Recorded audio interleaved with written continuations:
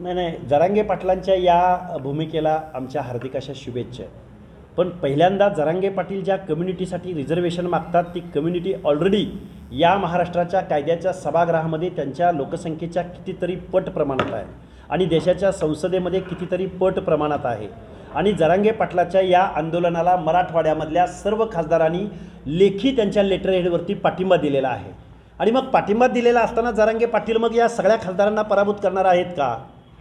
आत्ताही ओबीसीच्या बाजूनी कुठलाही या महाराष्ट्रामधला आमदार लेखी पत्र द्यायला तयार नाही किंवा ओबीसीची सामाजिक न्यायाच्या रिझर्वेशन संदर्भात बोलायला तयार नाही. मग या सगळ्या लोकांना जर जरांगे पाटील पराभूत करणार असतील तर त्याला आमच्या शुभेच्छा आहेत, कारण ही माणसं पराभूत झाली पाहिजे. मी आज सांगलीमधून बोलतो आहे. सांगलीमध्ये आमच्या 8 आमदार आहेत, बरोबर, 8 आमदार आहेत. 8 आमदारांपैकी किती आमदारांनी आमच्या ओबीसीच्या आरक्षणाच्या बाजूनं आम्हाला लेखी पाठिंबा दिला आहे ते आम्हाला कळावं. आणि जर पाठिंबा दिला नसेल तर हे सगळे आमदार पडले पाहिजेत, ही आमची भूमिका आहे. मग पक्ष पार्टीनंतर, कारण आमच्या सामाजिक न्यायाच्या हक्क आणि अधिकाराविषयी जर इथले लोकप्रतिनिधी बोलणार नसतील तर ते लोकप्रतिनिधी पराभूत झाले पाहिजेत, ही आमची भूमिका आहे.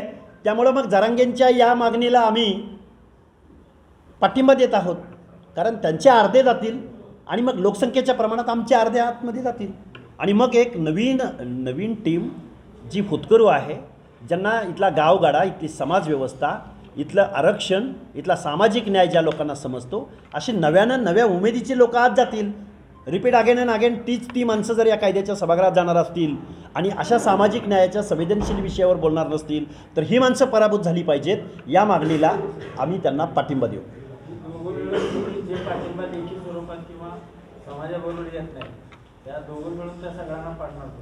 प्रश्नच नाही. आम्ही आजपर्यंत तरी आमची सामाजिक भूमिका आहे.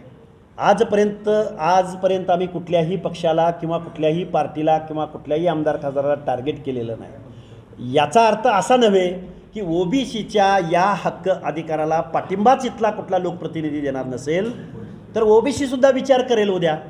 कारण आत्ता आम्हाला ओबीसीमधला तरुण वर्ग विचारतोय की ओबीसीचं आरक्षण चॅलेंज होत असताना तुम्ही लीडर म्हणून काय काम करत आहात, तुमची भूमिका काय? आत्ता इथं या पत्रकार परिषदेला उपस्थित असणारे अनेक नगरसेवक आहेत, अनेक पक्षाचे पदाधिकारी आहेत. आता इथं खोत मॅडम आहेत की ज्या या सांगली मिरज कुपवाड महानगरपालिकेच्या, मैनुद्दीन बागवान साहेब इथं उपस्थित आहेत. ही सगळी मंडळी आहेत की ज्यांना ओबीसीच्या रिझर्वेशनचा फायदा झालेला आहे. रिझर्वेशन असल्यामुळं या व्यक्तींना ती सन्मानाची एक पोस्ट मिळालेली आहे. आणि मग जर ही उद्या जाणार असेल, चॅलेंज होणार असेल तर मग पुढच्या पिढ्यांना या लोकांनी काय सांगायचं, हा प्रश्न आत्ता आमची तरुण पिढी आम्हाला विचारते.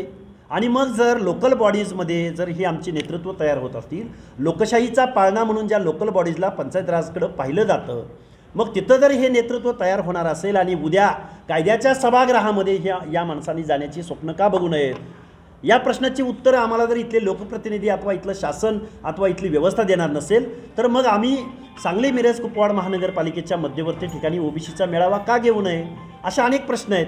या प्रश्नांची उत्तरं इथल्या लोकप्रतिनिधींनी आम्हाला द्यावीत.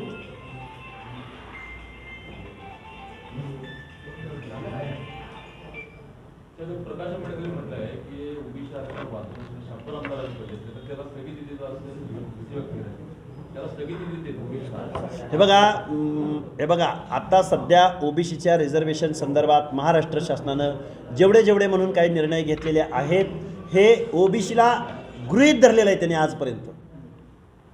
मग तो 10% एसीबीसीचा कायदा असो किंवा मग कुणबीकरणाच्या माध्यमातून ओबीसीमधला समावेशाचा जो काय त्यांचा निर्णय असो किंवा अजून काही शिक्षण आणि नोकऱ्याच्या एंट्री पॉईंटला ज्या काही गोष्टी होत आहेत, समांतर आरक्षणाचा विषय होतो आहे.